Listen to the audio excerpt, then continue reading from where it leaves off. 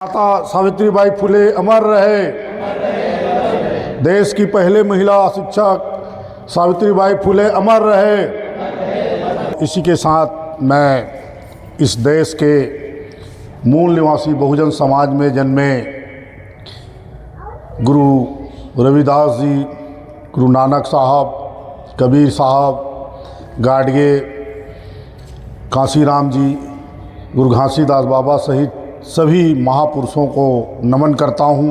और आज के इस प्रकाश जी मंच पर विराजित सिस्टा भड़गांव क्षेत्र के अध्यक्ष श्री हंसाराम प्रधान जी, श्री कौशल चंद्रा जी, परम आदरणीय सिस्टा के हमारे फाउंडर साथियों में से प्रमुख साथी सीनियर मैनेजर माननीय प्रकाश सागर जी, और मैं राम बिहारी राम जी से अनुरोध करता हूं कि मेरे तरफ से हमारे परम आदरणीय प्रकाश सागर जी का माल्यार्पण से स्वागत करेंगे। मेरे तरफ से क्रांति ज्योति को आगे बढ़ाने वाले, विश्रामपुर क्षेत्र में अंबेडकर फुले विचारधारा को आगे बढ़ाने वाले, भगवान तथागत बुद्ध के विचार को आगे बढ़ाने वाले हमारे वरिष्ठ साथी श्री राम बाबू राम जी का स्वागत के लिए मैं राम बिहारी राम जी से अनुरोध करता हूं कि मेरे तरफ से उनका माल्यार्पण से स्वागत करें। श्री राम।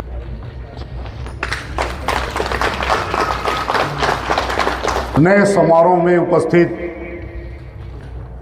माता सावित्रीबाई फुले समिति के माननीय अध्यक्षा, माननीय सचिव, माननीय कार्यकारी अध्यक्ष और उनके समस्त सहयोगी साथीगण, सिस्टा विश्रामपुर क्षेत्र के हमारे सभी पदाधिकारीगण, विश्रामपुर क्षेत्र के सभी इकाइयों के हमारे सभी अध्यक्ष, सचिव और उनके साथीगण।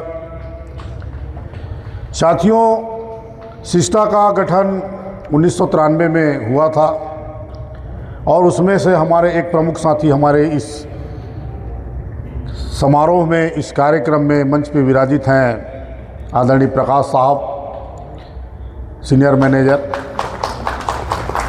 आप पहले हमारे कोरबा क्षेत्र के सिंघाली परियोजना में थे और उन्होंने उस समय उनके मन में विचार आया और लोगों के सहयोग से उन लोगों ने सिस्टा का वहाँ खड़ा करने का प्रयास किए।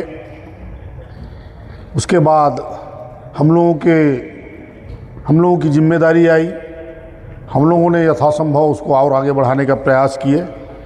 इसी बीच माननीय प्रकाश सागर जी मैनेजर बन के ECL चले गए और अभी आपके विश्रामपुर क्षेत्र में पदस्थ हैं। मुझे पूरा विश्वास है कि उनका मार्गदर्शन हमारे इस सिस्टा परिवार को मिलता रहेगा, क्योंकि जो व्यक्ति विचारधाराओं से परिपूर्ण होता है, उसकी विचारधारा, उसकी कार्यप्रणाली, उसकी सोच और समझ अंतिम समय तक वही बनी रहती है।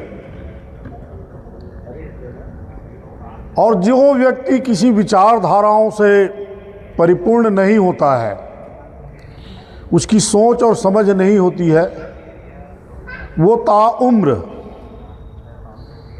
बिना किसी उद्देश्य, बिना किसी लक्ष्य के अपना जीवन को पूरा करता है। तो मनुष्य जीवन का ये सबसे बड़ा यही गुण है कि हम इस धरती पे जब आए हैं तो हम अपने दायित्वों का किस तरह से निर्वहन करें।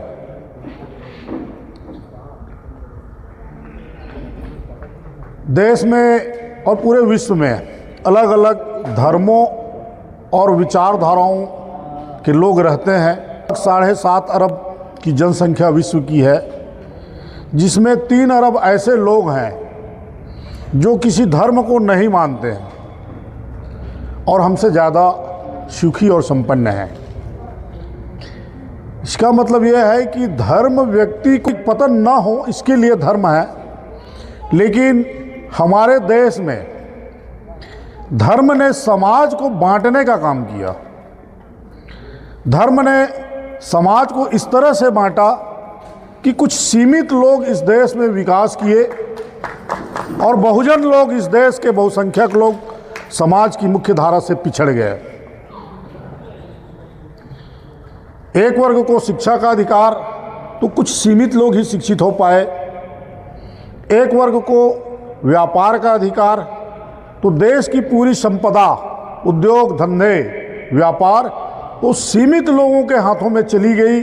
और आज वही जिनके हाथों में उद्योग धंधे, देश की संपदा चली गई, आज वही सीमित लोग इस देश की सत्ता को नियंत्रित कर रहे हैं। उन्हीं धन्ना सेठों के पैसे से देश की मीडिया, देश की राजनीतिक तंत्र, देश की सामाजिक व्यवस्थाएं, देश के धर्मशास्त्री लोग, ये उसी पैसे से नियंत्रित होते हैं और वही पुरातन बांटने वाली धर्म और संस्कृति को जिंदा रखना चाहते हैं, जिस पुरातन धर्म और संस्कृति ने इस देश के 85% मूल निवासियों को गुलाम बनाया। इस देश के महान पुरुष, विश्वगुरु देखिए, यहाँ कहते हैं कि हम विश्वगुरु थे, लेकिन बताने के लिए उनकी नानी याद आ जाती है। उनको तकलीफ होती है कि विश्वगुरु कौन था। पूरे विश्व में विश्वगुरु अगर किसी को कहा जाता है, वो है तथागत भगवान बुद्ध। उनके संदेशों का प्रभाव न सिर्फ भारत में, पूरे विश्व में फैला और उसके बाद, उनके ज्ञान के बाद इस देश में तक्षशिला, नालंदा, विक्रमशिला जैसे बड़े बड़े विश्वविद्यालय बने और उन विश्वविद्यालयों में खगोल शास्त्र, ज्योतिष, दर्शन, गणित, इतिहास का गहन अध्ययन होता था और उस अध्ययन के लिए विदेशों से छात्र यहाँ पढ़ने आते थे। तो पूरे विश्व में जिस तरह का लोग तैयार होते थे, उच्च कोटि के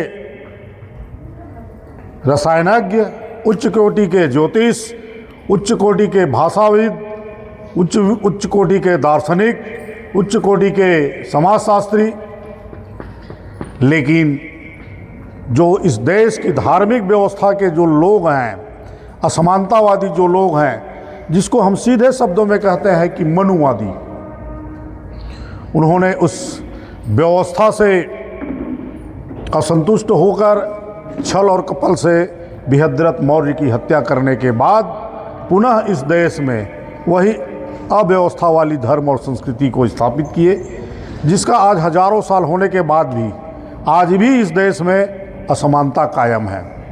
1835 में अंग्रेज़ों ने इस देश में सबके लिए शिक्षा का कानून लाए, जिसका प्रभाव हुआ कि इस देश में भी शूद्रों को पढ़ने का अधिकार मिला। उस अधिकार के बदौलत ज्योतिबा फुले जी शिक्षित हुए और उन्होंने देखा कि इस देश में किस तरह की सामाजिक असमानताएं हैं और उस असमानताओं के कारण समाज किस तरह से पिछड़ा हुआ है। उन्होंने अनुभव किया कि जब तक हमारी माताएं और बहनें शिक्षित नहीं होंगी, समाज का विकास मुश्किल है, असंभव है। इसलिए उन्होंने सबसे पहले अपनी पत्नी सावित्रीबाई फुले जी को उन्होंने पढ़ाया और उनको पढ़ाने के बाद उनको प्रेरित किया कि आप अपने जैसे और भी महिलाओं को पढ़ाइए। और उस विषम परिस्थितियों में माता सावित्रीबाई फुले महिलाओं को शिक्षित करने का काम करने लगी। अब आप सोचिए कि जिस समय पुरुषों को पढ़ने का अधिकार नहीं था,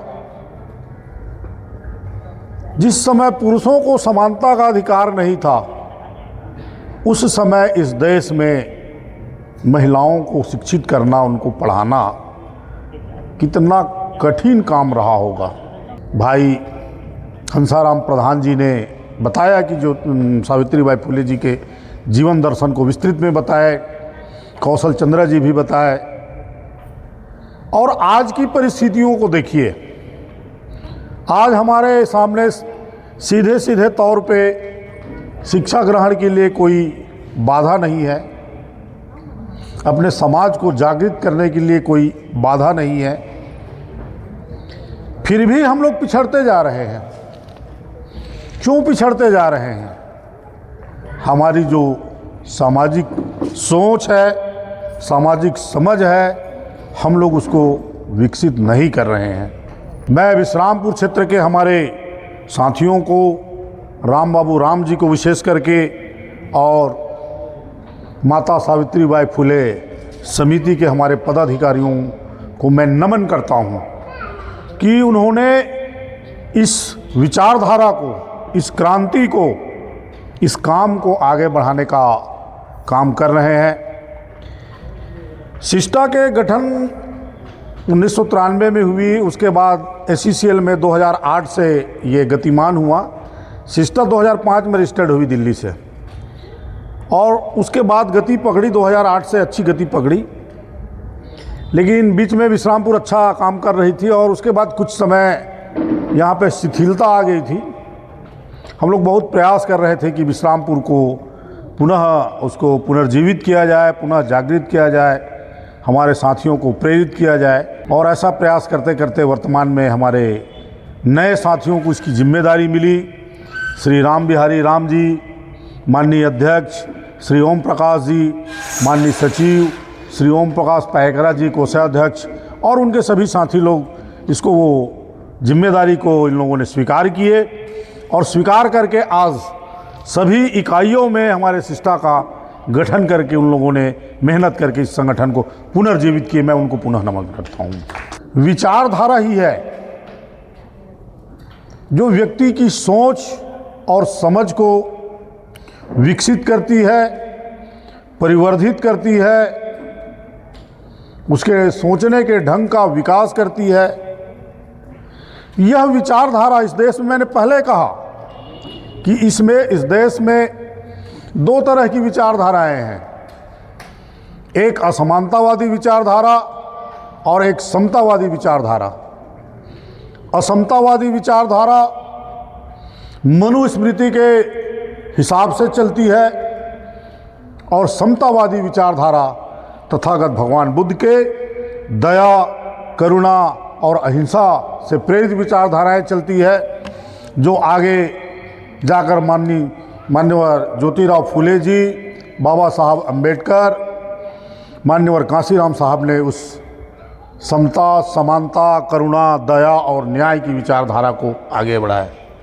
तो यही जो दो विचारधाराएं हैं, ये दोनों विचारधाराएं न सिर्फ आपके धार्मिक या सामाजिक स्तर पर प्रभावित करते हैं, बल्कि जिस जगह पे आप रहते हैं, जिस कॉलोनी में रहते हैं, जिस मोहल्ले में रहते हैं, जिस गांव में रहते हैं, जिस शहर में रहते हैं, और जिस जगह आप काम करते हैं, मतलब ड्यूटी करते हैं, वहाँ पर भी ये विचारधाराएं आपके रोज के दैनिक दिनचर्याओं को प्रभावित करती है। पहले सीधे सीधे भेदभाव होता था तो सीधे सीधे अनुभव करते थे, अब अपरोक्ष रूप से होता है तो उसको अनुभव नहीं कर पाते हैं। कौन व्यक्ति आपके प्रति सम्मान कर रहा है, कौन व्यक्ति आपके प्रति भेदभाव करता है या घृणा करता है, आपको उनकी नज़रों से आपको समझ में आएगा। क्योंकि पहले सीधे सीधे भेदभाव होता था कि भाई आप हट जाइए, दूर में रहिए, आपकी परछाई से भी हम अपवित्र हो जाएंगे। अब वो आपकी परछाई से पवित्र नहीं होते हैं, अब वो अपवित्र होते हैं आपके विकास से, आपके शिक्षित होने से, आपके संगठित होने से। इसलिए अपवित्र होते हैं कि आप जब शिक्षित होंगे तो डॉक्टर, इंजीनियर, साइंटिस्ट बनेंगे, तो जज बनेंगे, तो उनके जगह को आप लेंगे। आपके पास पैसे आएंगे तो बड़े शहरों में उनके बराबर में आपके भी मकान खड़े होंगे। ये जो असमानता का जो विचारधारा है, यही बातें उनको खलती है कि जो लोग इस देश में नीचे नीचे पायदान में थे, जो दबे कुचले लोग थे, आज वो हमारे बीच बड़ी कुर्सियों में बैठते हैं हमारे बीच उनके भी मोटर और कार है, हमारे घर के बगल में उनके बड़े बड़े घर है। ये चीज़ें उनको पीड़ा देती है। वह पीड़ा आपसे सीधे सीधे उसको उजागर नहीं करते हैं, आपके परोक्ष रूप से आपके विकास के मार्ग को अवरोध करने का प्रयास करते हैं। यह अवरोध जहां आप ड्यूटी करते हैं वहां पे आपके पदोन्नति के मामले में, क्वार्टर के मामले में, आपके अच्छे जगह में पदस्थापना के मामले में, आपके Sunday Monday OT, Sunday Monday duty OT के मामले में, आपको नीचा काम के बारे में कि बोले इनको काम नहीं आता है करके आपको नीचा दिखाने का जो प्रयास करेंगे, यही वो असमानता का विचारधारा है। इसलिए साथियों, आज के समय में हमको पुराने समय से ज़्यादा जागरूक और समझदारी के साथ संगठित होकर काम करने की ज़रूरत है, क्योंकि छुपा हुआ शत्रु आमने सामने के शत्रु से ज़्यादा खतरनाक होता है। पहले जब सीधे सीधे भेदभाव होता था तो सीधी सीधी एक लकीर खींची जाती थी कि ये इस देश के जो है ये शूद्र हैं और ये जो है सवर्ण हैं। लेकिन आज आपके सामने उस तरह की पहचान नहीं है। लोग आपको नहीं पहचानते हैं, आप उनको नहीं पहचानते हैं, लेकिन आपके साथ जैसे ही उनको पता चलता है ड्यूटी में या कहीं पर भी आपके मोहल्ले में, तो उनके साथ आपका भेदभाव जो है शुरू हो जाता है। आप मोहल्ले में अनुभव कीजिएगा, किसी भी तरह का कार्यक्रम होगा, सामाजिक कार्यक्रम होगा, धार्मिक कार्यक्रम होगा, तो आपको दरकिनार करने का प्रयास करेंगे। आपको, आपके परिवार को वहाँ पे पूछने से परहेज करना चाहते हैं। अगर पूछेंगे भी तो औपचारिक ढंग से। इसी तरह का ड्यूटी में भी जब देखिएगा तो वो कुछ मुट्ठी भर लोग संगठित होकर आपके पदोन्नति को बाधित करने का प्रयास करेंगे, आपको अच्छे क्वार्टर न मिले इसके लिए प्रयास करेंगे। यही असमानता है साथियों। शिष्टता का जो गठन है, ये शिष्टता का गठन सिर्फ पदोन्नति या क्वार्टर के लिए गठन नहीं हुआ था। इसके उद्देश्य में है कि इस देश के समता और समानतावादी विचारधाराओं को आगे बढ़ाना, फूले अम्बेडकरी विचारधारा को आगे बढ़ाना, अपने समाज को जागृत करना, उनको शिक्षा के लिए प्रेरित करना, और जो हमारे कोल इंडिया लिमिटेड में जो कार्यरत कर्मचारी हैं उनके और उनके परिवार के सामाजिक विकास के लिए काम करना, उनके संवैधानिक अधिकारों की रक्षा करना, इन्हीं उद्देश्यों को लेकर शिष्टता का गठन हुआ था। तो जब शिष्टता का गठन जो है हमने बताया कि जो संक्षिप्त में उसके उद्देश्य बताया और इस देश की परिस्थितियों को भी हमने बताया, तो इसलिए हम लोगों को यह ज़रूरत है कि आप अपने अधिकारों को समझिए। अगर आप नहीं समझिएगा तो आप पिछड़ते जाइएगा। अगर किसी कारण से आपका प्रमोशन नहीं हुआ, किसी कारण से मतलब कहीं आपका अधिकार बन रहा है रोस्टर में, लेकिन आपको गलत ढंग से परिभाषित करके आपको छोड़ दिया, आप एक बार अगर छूट गए तो पूरे आपके सर्विस के समय काल है, अंतिम समय तक, रिटायरमेंट के समय तक आपको क्या नुकसान होगा उसका आकलन आप खुद नहीं कर सकते। हम देखते हैं कि हमारा बेस बोर्ड 5 वर्षों के अंतराल में होता है और कभी कभी जो है उसको लागू होते होते 1.5 साल, 2 साल, 3 साल लग जाते हैं। जब 1.5 साल, 2 साल, 3 साल लग जाते हैं तो जब उसका एरियर पेमेंट होता है तो एक बड़ी राशि जो है एरियर के रूप में मिलती है। तो अंतर क्या रहता है? अंतर आप देखिएगा विशेष तौर के तो 1 इंक्रीमेंट 2 इंक्रीमेंट के आसपास का। प्रमोशन में वैसे 1 इंक्रीमेंट छूट जाएगा। एक प्रमोशन छूट गया मतलब 1 इंक्रीमेंट 2 इंक्रीमेंट छूट गया, और एक बार छूटेंगे तब अगले प्रमोशन में भी छूटेंगे, फिर उसके ऊपर में भी छूटेंगे, फिर उसके ऊपर में भी छूटेंगे। लाखों रुपए का नुकसान होता है, यहाँ तक कि आपके अंतिम पेंशन में भी प्रभावित होता है। जब हमारे संवैधानिक अधिकार हैं, हमारी संवैधानिक व्यवस्थाएं हैं, इन व्यवस्थाओं को कोई दूसरे लोग आपको नहीं दिलाएंगे, उसके लिए आपको ही लड़ना पड़ेगा। ट्रेड यूनियन एक्ट 1926 के तहत बना है। और इस ट्रेड यूनियन एक्ट के संबंध में कौशल चंद्रा जी ने व्यापक तौर पे बताया कि बाबा साहब अम्बेडकर ने श्रमिकों के लिए क्या किए थे और उन्होंने श्रमिकों के लिए कौन सी पार्टी का गठन किए थे, ये उन्होंने बताया व्यापक तौर पर। तो साथियों, ट्रेड यूनियन जो है आपका कलेक्टिव बार्गेनिंग है कि वो आंदोलन की धमकी देके, धरना प्रदर्शन की धमकी देके, खदान बंद करने की धमकी देकर प्रबंधन को अपनी बातें मनवाती है। और अनुसूचित जाति जनजाति के लिए क्या है, तो अनुसूचित जाति और जनजाति के लिए आपके संवैधानिक व्यवस्थाएं हैं।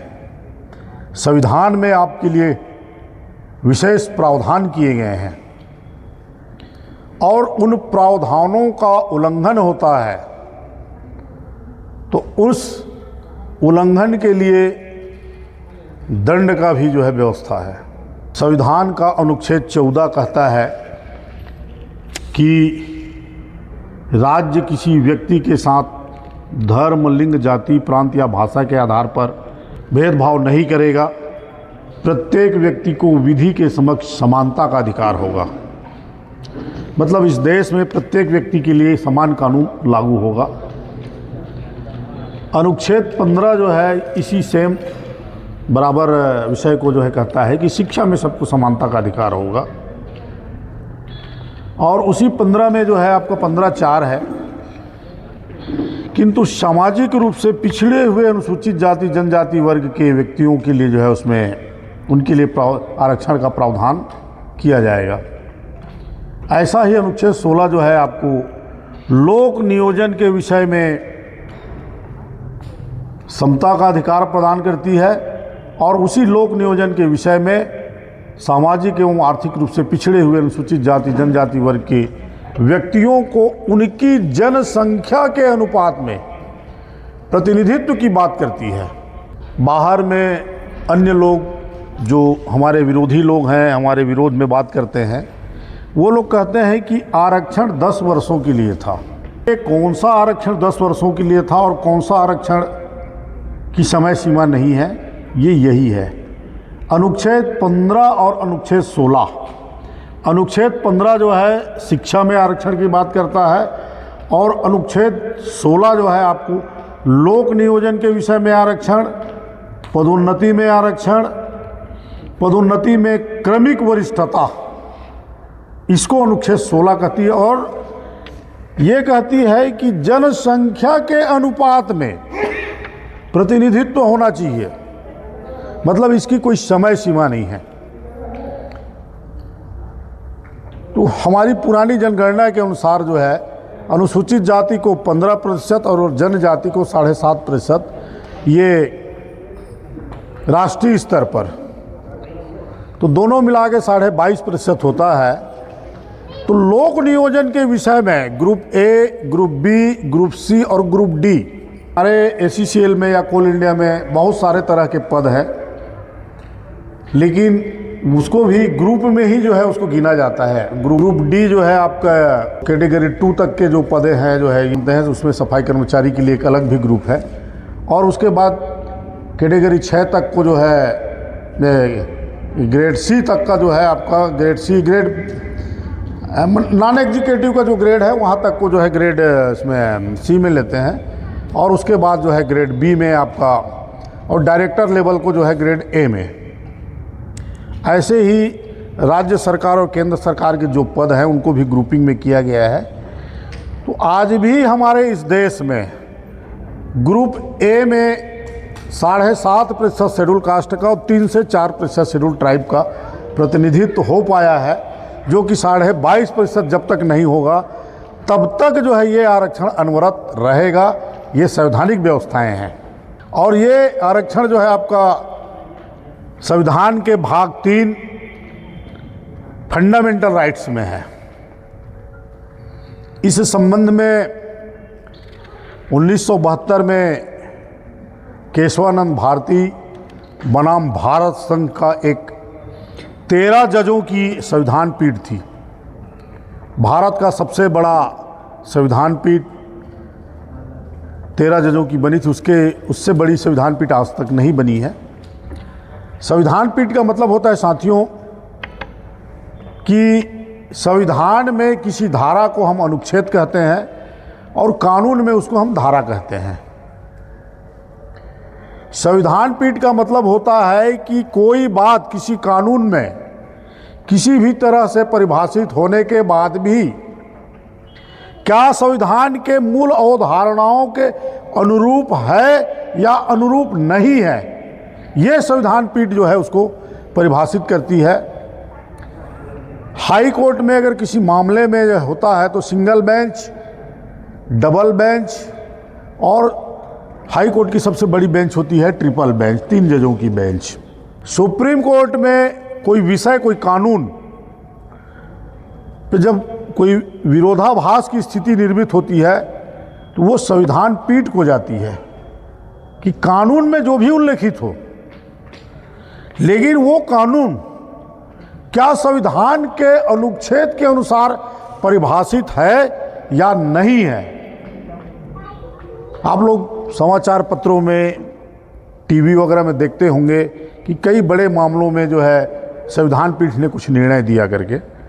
तो ये सबसे बड़ी पीठ 13 जजों की पीठ 1972 में सुनवाई की, जिसमें ये निर्णय है कि संविधान की मूल अवधारणाओं को नहीं बदला जा सकता। ये संविधान ही है जो आपको ताकत देती है, वरना इस देश में राजनीति में सत्ता में आने के बाद इस देश के संविधान को बदल दिए होते हैं। वो बदल नहीं पा रहे हैं, लेकिन आज देख रहे हैं कि इस देश में अपरोक्ष रूप से संविधान को बदलने का काम चल रहा है। 2024 के लोकसभा चुनाव में यह प्रमुख विषय रहा। अब की बार 400 पार एक राजनीतिक दल का प्रमुख नारा रहा और उस दल से जुड़े हुए बड़े बड़े नेताओं का यह बयान आ रहा था कि अगर हम 400 पार आए तो भारत की संविधान को बदल देंगे। इस संविधान को बदलना क्यों चाहते हैं? ऐसे लोग संविधान की आलोचना करते हैं जिन लोगों ने संविधान को देखा भी नहीं। संविधान के बारे में इस तरह का वक्तव्य देते रहते हैं उसके विरोध में जिन लोगों ने संविधान को पढ़ा भी नहीं।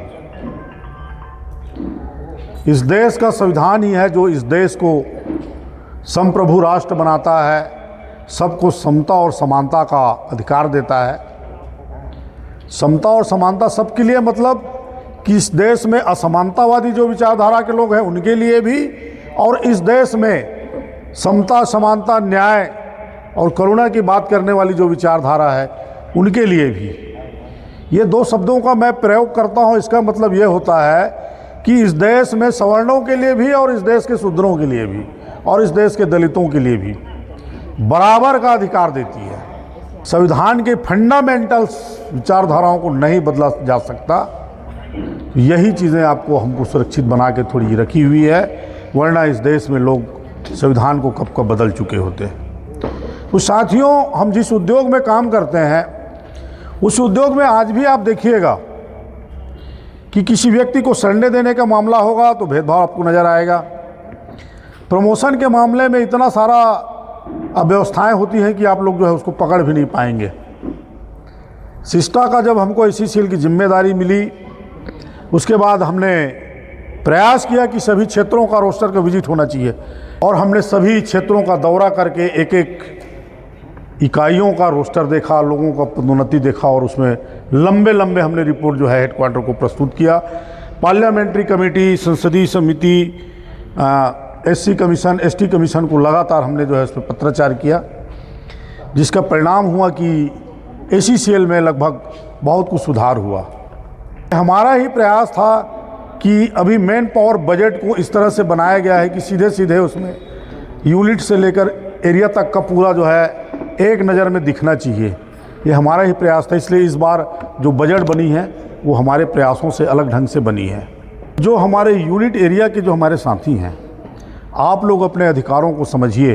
अगर आज पिछड़ गए तो आप हमेशा पिछड़ते रहेंगे और एक महत्वपूर्ण बात है साथियों, हम लोगों ने हजारों सालों तक शोषण और उत्पीड़न सहा है। बिना नाली बिजली पानी के हम लोगों ने जीवन यापन किया है। जंगल और पहाड़ों में रहकर हम लोगों ने अपना जीवन बिताया है, लेकिन आत्मसम्मान के साथ कभी समझौता नहीं किए। और व्यक्ति के लिए सबसे बड़ी चीज़ यही है कि हमको खाने को ना मिले कोई बात नहीं, लेकिन आत्मसम्मान हमारे लिए बड़ी चीज़ है साथियों। इसलिए इस देश के लिए, इस उद्योग के लिए आप जहां रहते हैं, इस समाज के लिए ये आपकी और हमारी महत्वपूर्ण जिम्मेदारी है कि हम अपने समाज के सामाजिक मूल्यों को, उसके मान सम्मान को और अपने मान सम्मान को कैसे सुरक्षित रखें, कैसे उसको आगे बढ़ाएं। यही हमारा प्रमुख चीज़ें हैं साथियों। हमारे लिए सम्मान बड़ी चीज़ है। तो जो मैं शिष्टा के जो हमारे साथी हैं, मैं उनसे सबसे मैं निवेदन करता हूं कि आप लोग ज़्यादा से ज़्यादा अपनी मेंबरशिप कीजिए। आप मेंबरशिप कीजिएगा तो प्रबंधन के नज़र में अपने आप ये आता है कि हाँ, इनके साथ भी लोग हैं। और जब लोगों को ये आभास होता है कि किसी व्यक्ति के साथ कितने लोग हैं, तो उनकी संख्या के हिसाब से उनकी ताकत का आकलन किया जाता है और उसी के हिसाब से आपको मान सम्मान, आपके साथ व्यवहार किया जाता है। जिस व्यक्ति के साथ लोग नहीं रहते हैं, उस व्यक्ति का सम्मान लोग कम करते हैं, और जिनके साथ लोग रहते हैं, लोग उनकी सम्मान करते हैं। तो मैं अपनी बातों को यहीं समाप्त करने जा रहा हूं और मैं सभी साथियों से अनुरोध कर रहा हूं, साथियों आप लोग मजबूत कीजिए। आप लोगों को जो चीज़ प्रशिक्षण के लिए कोई दस्तावेज, किसी भी चीज़ की ज़रूरत पड़ेगी, वो हम उपलब्ध कराएंगे। मैं राम बिहारी जी को और पैकरा जी को बड़ा, उनका दोनों को मैं अभिनंदन करता हूं कि लगातार वो लोग हमसे संवाद बनाए रहते हैं, और हमसे अगर संवाद ना हो तो सिद्धार्थ जी से लगातार संवाद बनाए रहते हैं। किसी भी विषय पे उनको लगता है वो हमसे पूछेंगे, चर्चा करेंगे। बस ऐसा ही आप लोग भी अपने एरिया के पदाधिकारियों के साथ संवाद को बनाए रखिए। निश्चित तौर पे हमारा यह संगठन और आगे बढ़ेगा। और इन्हीं बातों के साथ मैं अपनी बातों को समाप्त करता हूँ। जय हिंद, जय भारत, जय भीम।